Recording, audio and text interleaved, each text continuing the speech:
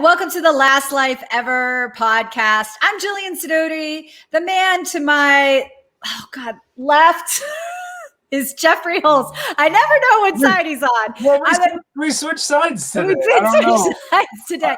So today on the podcast, who do we have, Jeffrey? We have Steve Kidd from AskSteveKidd.com, and he is a best-selling author maker. He helps people become best-selling authors. And so we're going to talk to him about clarity and writing and writing a best-selling book. Oh my God, that sounds so exciting and probably super useful to so many members of our audience who've always wanted to write a book, didn't know how to start, and didn't know how to do the marketing for it. So I hope you guys all find this super helpful, and we'll get to Steve right after this. Help me, my brother, can you lend me a hand as I walk through this land of confusion? If we give to each other, then there's nothing to take. Let's live life for the moment before it slips away.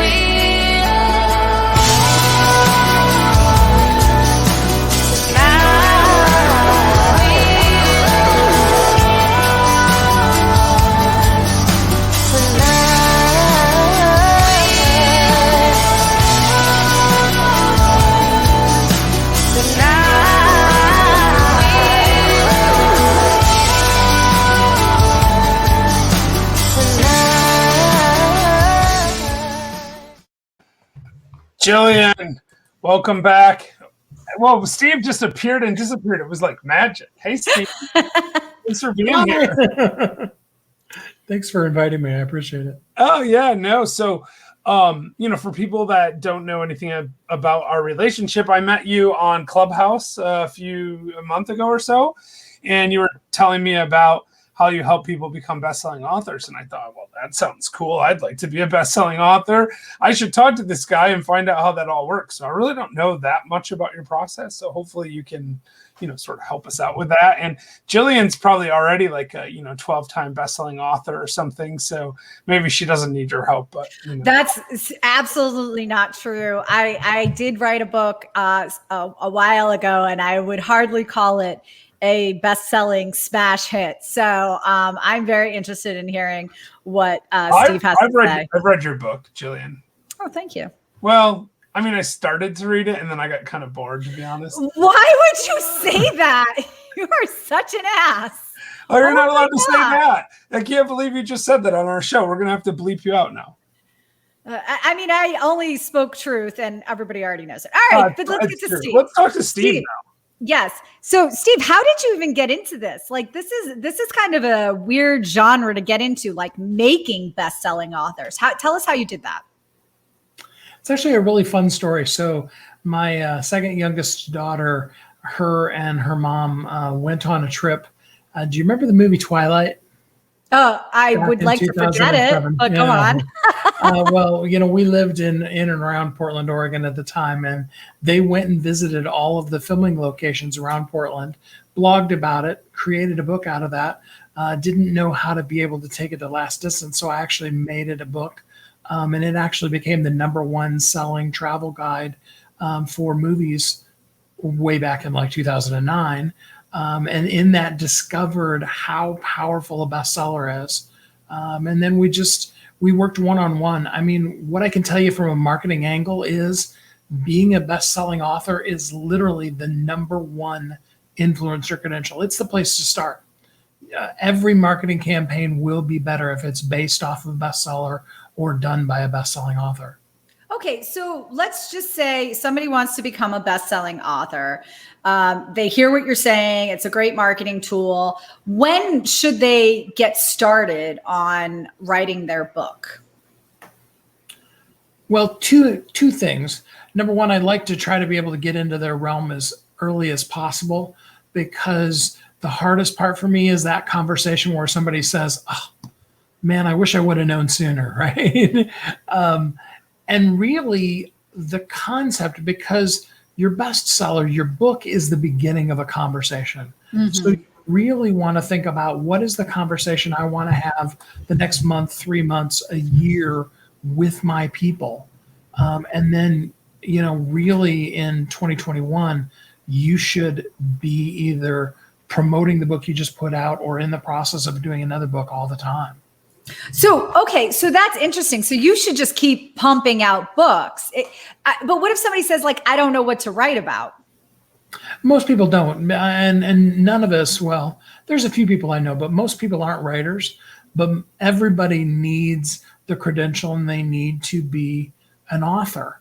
And so we really do know what we want to write about. We just don't think about it because we do it so easily, whether it be doing this podcast or telling your kids to clean their room. All of those are very valid.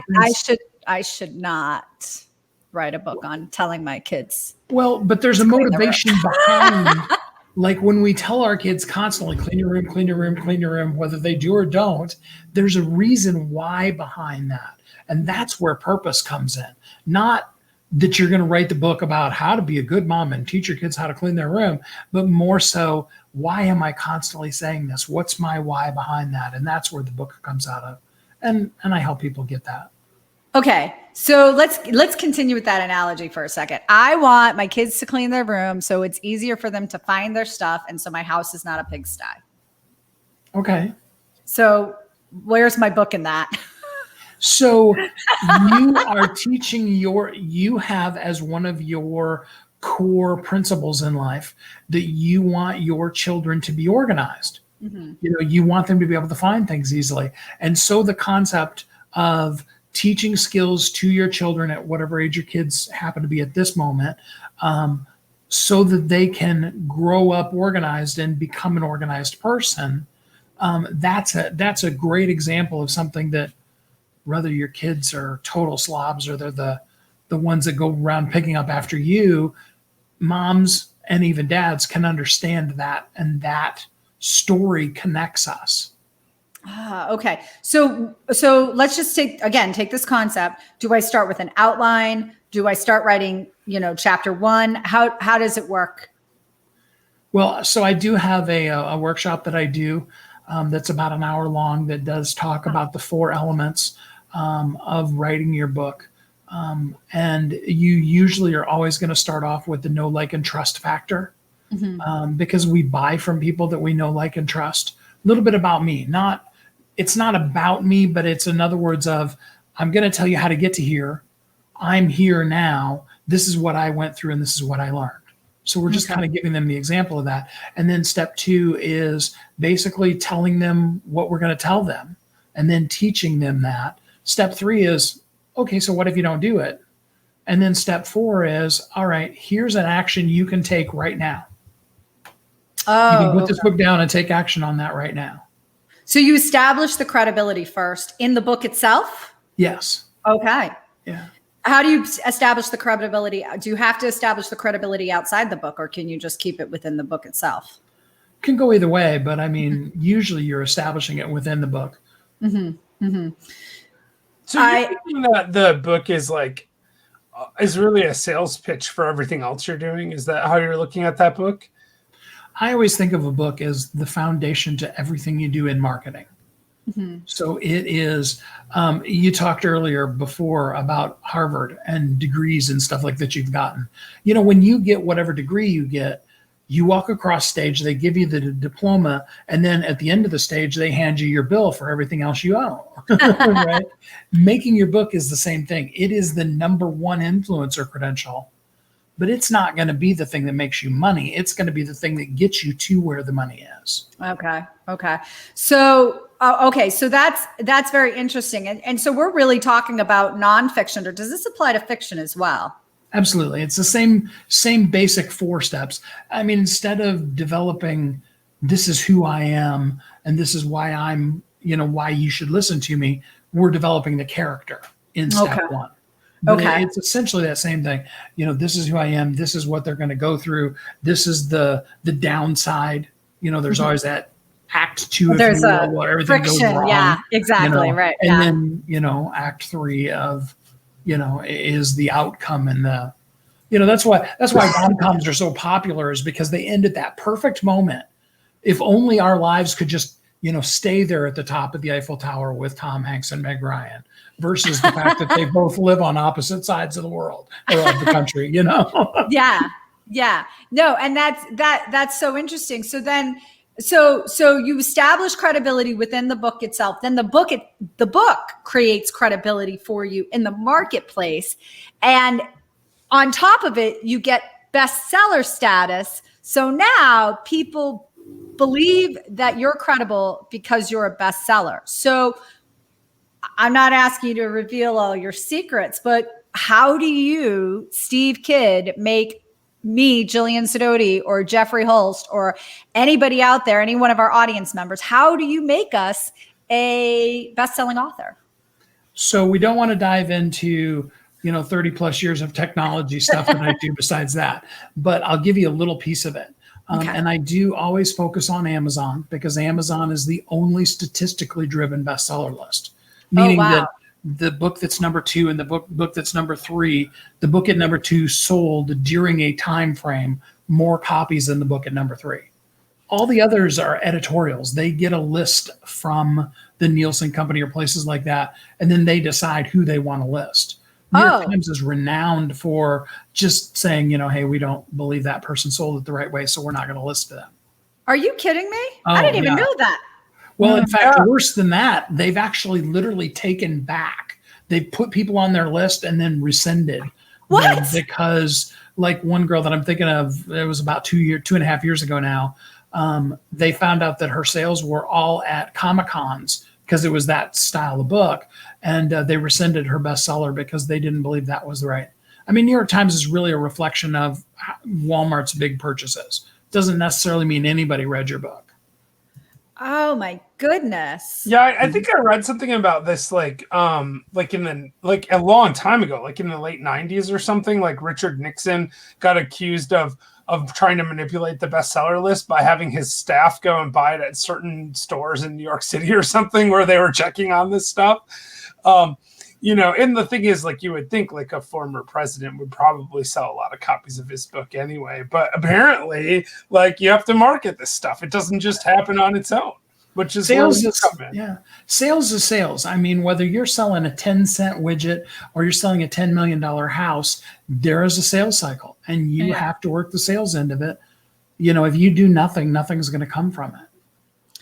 Wow. So you get to be a bestseller, and it's statistically driven. It's driven by Amazon. You have proprietary you have 30 plus years of experience of doing this. And you know how to get a book out to the world. What should, to me, there should be some preparation, for the aftermath. Once you get somebody to be a bestseller, what should your authors be doing to be prepared so that they can reap the rewards of being a best-selling author? Absolutely. Great question. So, it's about your next. The book is what's going to open the door for you. Are you going to be a speaker? Are you going to do a coaching program? I mean, courses, which are huge right now. The difference between I'm another person who made a course and this is a course based off of my best-selling book is just huge in marketing. So going into it, we want to know what's your next. Am I building a speaking career? Am I getting a raise at work? I mean, whatever that is, so that we're creating the book around that and then marketing it to help meet that end. Okay. All right. That's excellent. And I want to invite anybody who's in our audience right now, who's thinking about writing a book and wants to be a bestseller. You must have questions. And I want to encourage you to put them in the comments below, because we have Steve right now, and this would be the time to ask him. Jeff, I'll let you take the next question. Oh, thanks for giving me a warning. I know. I'm sorry. got to prepare one. Well, I kept going on and on and on. No, I thought I would share the wealth. You were really fascinated. So, so that's fine. So Steve, so here's a question for you. I'm wondering, does everyone actually have a book in them? I mean, I know you just said that, you can write a book about telling your kids to clean their room, but realistically, I don't think I have that book in me. I don't have any kids. So Is it true? I mean, have you ever had a guy or a gal come into your office and say, "Yeah, I want to write a book," and you're just like, "I don't even know what to write about," and you can't help them? Well, no. I mean, everybody does have something that's unique about them. I mean, we're all as individual as our fingerprints, our DNA. There's a reason. I don't believe that there's anybody that was born just to make sure that we keep the balance between oxygen and carbon dioxide right in the world. I think everybody has a purpose. Most of us are not writers. We're not going to stare at a blank piece of paper and create a book out of it. But there is still stuff that you have that is your thing in this world, and it needs to be shared, because none of our stuff's any good until we give it away to somebody else and make their life better. Yeah, that makes a lot of sense, actually. So that's kind of why we do the show, right? Like, we want to share ideas with the world. We want to share our own perspective. But we also want, like, we want people to, to be able to share their stories. So we bring on people like Steve Kidd, or maybe somebody like Pam, who says everyone has a story. There's a story in everyone. And I think that's great. Pam's a good friend of mine, so I know she's telling the truth. She has a fascinating story. She should write a book. Pam, you should go to askstevekid.com and talk to him. That's great. I do think everybody has a story in them. I'm wondering if it's just an interesting one. Well, that's what I was saying, right? I mean, it's like, I think I could think of something to write, but I wonder, like, I have friends who, they've got no interest in writing anything. They've never even, I think, never even thought about writing a book. Do you think somebody like that should be thinking about it, or is it really just for people that want to market themselves in some way? Well, again, it's for whatever your next is. So my best friend happens to work for the state of Oregon, and he actually has a guy that works in his same department, his same job, that makes approximately $1,000 a month more, because one of the things he did at his review was he made sure they knew that he was a published author. So it depends on what your next is. But yeah, I mean, for whatever you're going after, it is the thing that is the credential that gets you to the next step. So did you help your friend write a book then, so he could sort of, balance the scale there? Since we're in the process of actually writing his book right now too.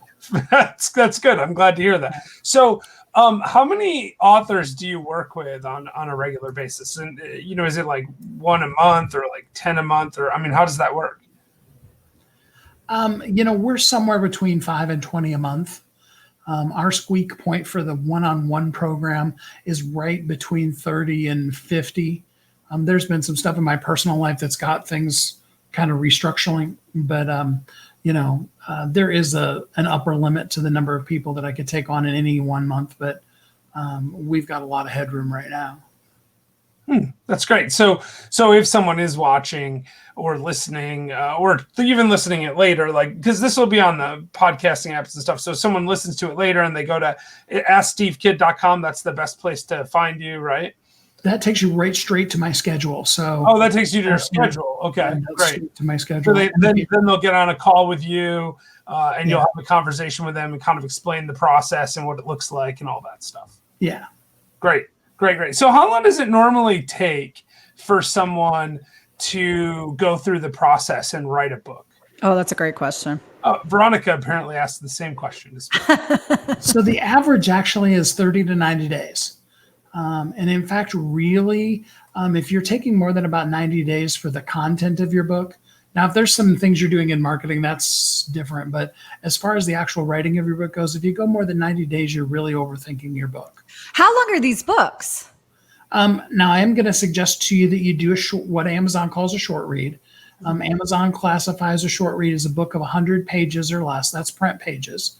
Mm-hmm. And the reason being is because statistically, if your book is 100 pages or less, more than 60% of the people that get it will finish it. If it goes between 101 and 200 pages, that drops to 20% of the people that will finish the book. And if your book goes over 200 pages, it's less than 3%. Wow. Now, I'll make it even clearer for you, because a lot of us haven't done books, but all of us have probably used Google even today to search for something. You may have even searched 2 or 3 things today, But imagine if you needed to look up 2 or 3 things on Google and you looked up all 3 of them in one long search string.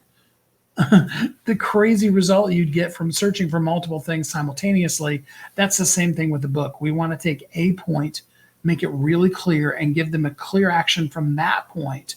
And then if there's a second point, that really should be a second book. That makes it highly searchable on Google, because Amazon spends billions in advertising with Google. And then Google can say, you asked this question, here's the exact answer to that contained in this book. Versus if it's chapter 10 of a book, they can't say, hey, if you got this book, chapter 10 covers that answer. That is such great advice. So that was worth the interview right there. Right. So apparently Pam's ready to write that book. So she's going to have to go to AskSteveKidd.com and get on the schedule. Yeah. So here's a question then. So how does that look in your, I'm assuming you've written some books, Steve, like not just helped other people. You've probably got a bestseller or 2 under your belt. I have 10. 10. Okay. Wow. 10 bestsellers. Right. And that was out of like 100 tries, or was that out of like 10? No, that's 10 for 10. I'm 100% Wow. success rate on making people bestsellers. 100% success rate on making people bestsellers. Wow. That's amazing. Yeah, that is amazing, actually. Okay, so just give me an example. What's one of the books that you wrote? Like, what are you most proud of right now?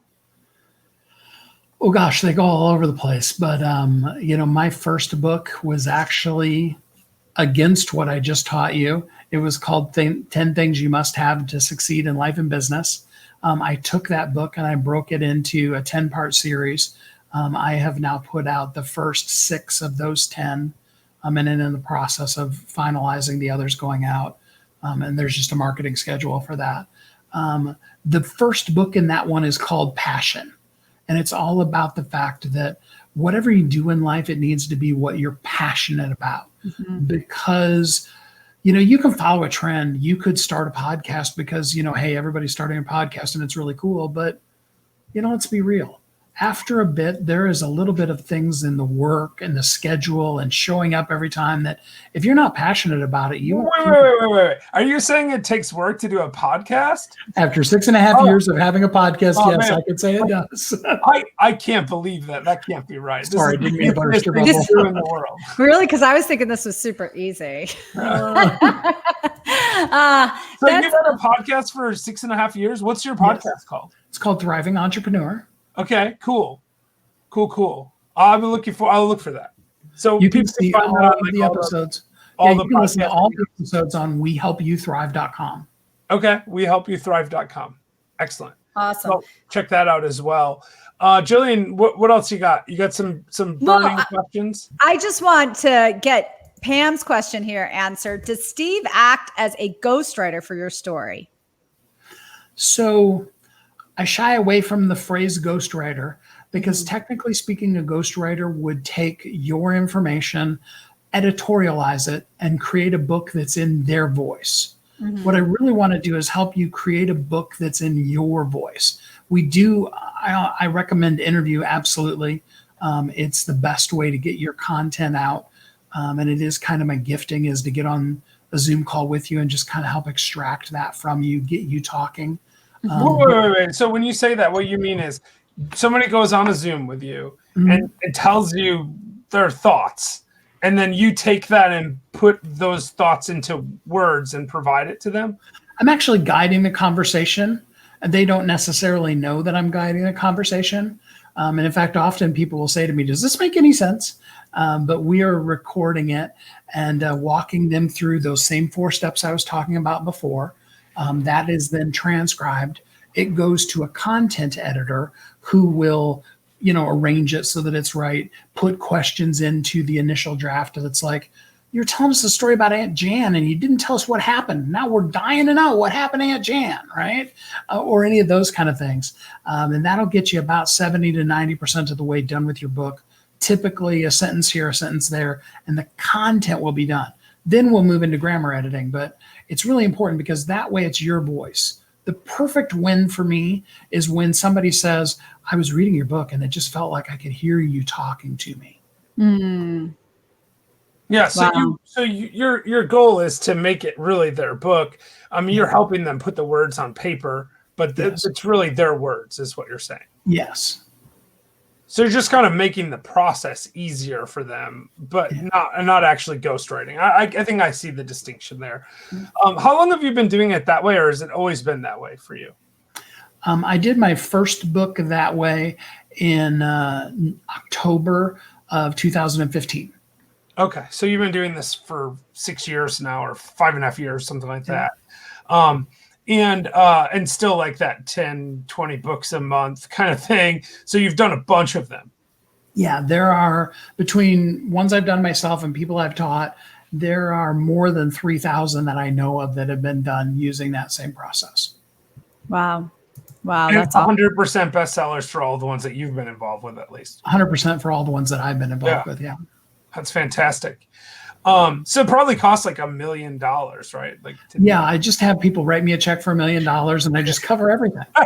No, I assume this is something that they that it depends on the situation, right? Like it depends a lot on the situation. They go into the call with you and you talk to them about the different options and things like that. Right. And for most people, the start to finish, you said it takes about 30 to 90 days to actually write the book. How long does it take to take the book from written form to actually publishing it and getting it a bestseller? That's actually 30 to 90 days from interview to the launch of your ebook. And then your print book will be anywhere between a day and 2 weeks after that, just depending on some elements. It really depends on which level of involvement you are with me, how much deeper in the marketing we're doing. I got you. Whether it's the next day or it's a couple of weeks before that book comes out. Excellent. Yeah, that's really cool. So what you're saying is if I get on your schedule tomorrow, 90 days from now, I could have a book. In point of fact, actually, if you got on my schedule for your writing session tomorrow, you could be a best-selling author in March. This being February, if you're watching live. Oh my God, that is so fast. In less than 45 days, you could be a best-selling author. Yeah, actually, back over Thanksgiving of this past year, we did a book in about 3.5 days. Made it a bestseller, the whole thing. That must have been a unusual process. Well, it's a 24/7 process for me and my staff when we do a book that quickly, and I don't ask them to do that every day, but we can do that, and that is based off of an already done signature talk. So we take a recorded signature talk and turn spoken into a readable. Right. So somebody had something really organized already because they've been speaking it. I assume that if someone's just like, oh, I want my kids to clean their room, that story might take a little bit more fleshing out. Yeah. Yeah. Then, like you said, 30 days, 90 really is 2 reasons. Number one, to not make a person feel overwhelmed by 30 feeling like it's too fast. And to give opportunity to potentially have payments versus paying in full, and having time to make payments. Because if I gave you, like, say, for example, a 4-payment program and that was in 30 days, that's just really a way to stress you out. Yeah, you're just paying every 6-7 days, you have to make another payment, right? That makes sense to me. All right, so listen, if someone who wants to write a book and maybe they already wrote a book, they've got it on their laptop, like, can they still call you and say, hey, I've got this book, I want to talk to you about it? In fact, I've even worked with people who their book is already on Amazon or somewhere else. And as long as they have the full rights to it, we can take an already published book and still make it a bestseller. Okay. So it doesn't matter if it's been published for like 10 years and they just 10 years, want to re-release it. Yeah. Steve, before we let you go, I want to ask you one last question. And that one last question is, can you tell us your favorite success story? Like from inception, this person came to me, wanted to write this type of book, to the end result. Oh gosh. And I have to pick one. Just pick a couple if you want. It's all right. So I'm going to give you a couple because I don't know that I could do one. There's a book I'm working on right now. And it immediately came to mind because we just did the writing session about a week and a half ago. I met her in Clubhouse. And I said, oh, we got to put this book out. Wow. We did the writing session. And when her initial draft went back to her, her response to me was, wow, people have been telling me I need to discover my voice for speaking and writing. And I finally actually heard my voice back. That just touched my heart. That was so amazing. On the other side of the equation, his book was already written, but the author's name is Carl Michelle. Carl's book, 365 Hip Hop, which came out January 1st of 2016. Last time I checked, it was still on the bestseller list. Wow. Oh my goodness. That's amazing. So, all right. So I want to ask, I'm going to follow up question to Jillian's question. I know they're supposed to be the last question, but it's related. So what about a story like, so just to get people kind of their creative juices flowing, what about someone who maybe they were a speaker or maybe they had some kind of consulting business or something, and they like how did is there a story of an example where someone's like, by the virtue of writing the book, it really changed the trajectory of their career or helped them out in some way? Like, is there any stories like that you think are particularly interesting? So the one person that comes to mind first, she actually left a really lucrative corporate job and started her coaching business. Made by following the book being the foundation and many other things that I do with people in marketing, made $100,000 in her first year. But the really cool part about it was, before her book came out, she was denied 9 times on a podcast to be a guest on the show. And the only thing that changed when she asked for the 10th time to come on is that she was able to tell them, I'm a best-selling author. And they immediately responded back to her, we would love to have you on the show. Oh my gosh. Yeah, so that's the thing, right? It's the credibility is what you're saying, that the credibility of being a best-selling author is what really is making the difference for people in their career, whether it's to get a better job, a better raise, whatever it might be, or to get on that podcast. So apparently I need to be a best-selling author, Jillian, because otherwise I'm never going to get on the Last Life Ever podcast. But we only have best-selling authors like Steve Kidd on our show. 10-time best-selling author. 10 and I That's want to thank you. Than any other author we have. Yes, that's true. I want to thank you, Steve, so much for being here today. Everybody go visit him at askstevekid.com. And Veronica, let's put up that podcast again. What is it? Thriving Entrepreneurs? Do we have the link?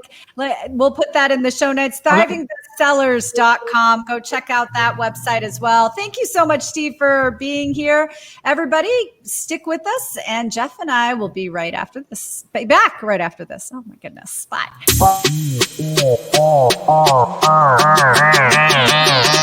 Go.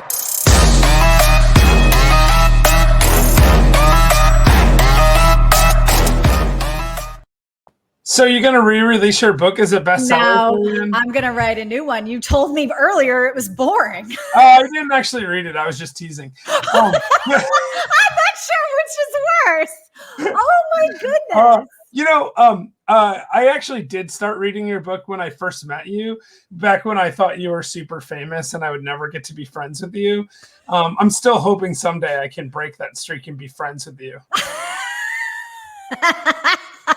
Listen, I am going to write another book. I've already started it. I have 5 chapters done. It's got it on the rate that it's going, it would be longer than 100 pages. So I have to go back and reevaluate it and figure out if that's really what I want to put out there, or if I want to put out a series of books and have Mr. Kidd himself help me out with the marketing behind that. So yeah, maybe I should get crack-a-lackin' back at that book that I started last March and haven't finished quite yet. Yeah, I seem to remember you telling me you were going to have it done by spring.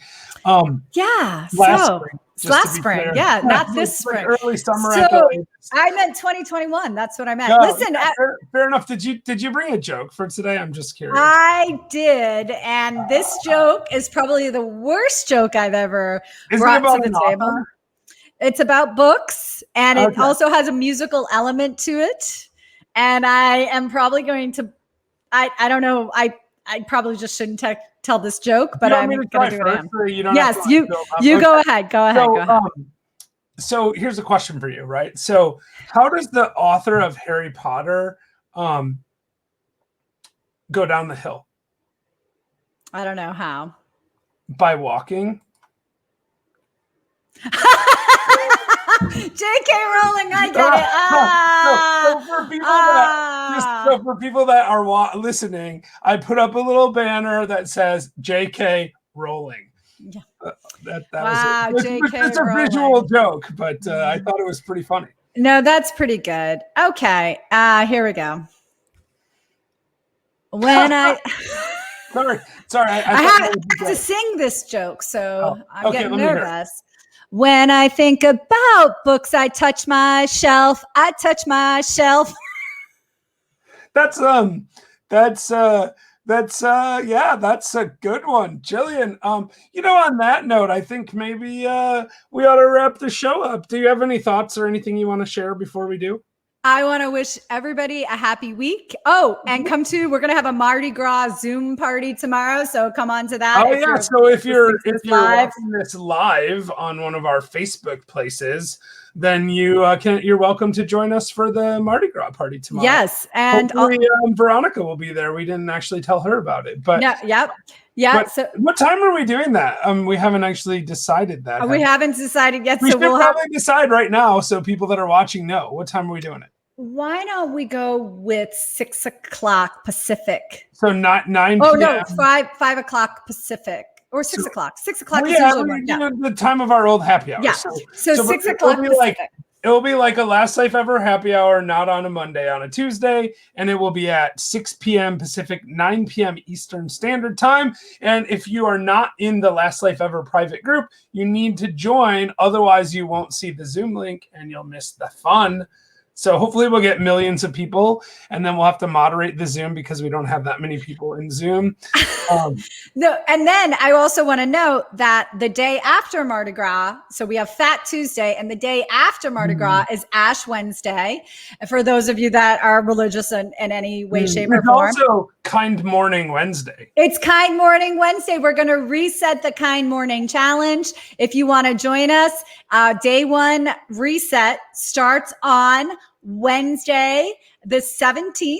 So join us. Make sure you join our Facebook group. We're going to be putting out some kindness suggestions. And Jillian, just so you know, I don't think I can do a Kind Morning starting on Wednesday.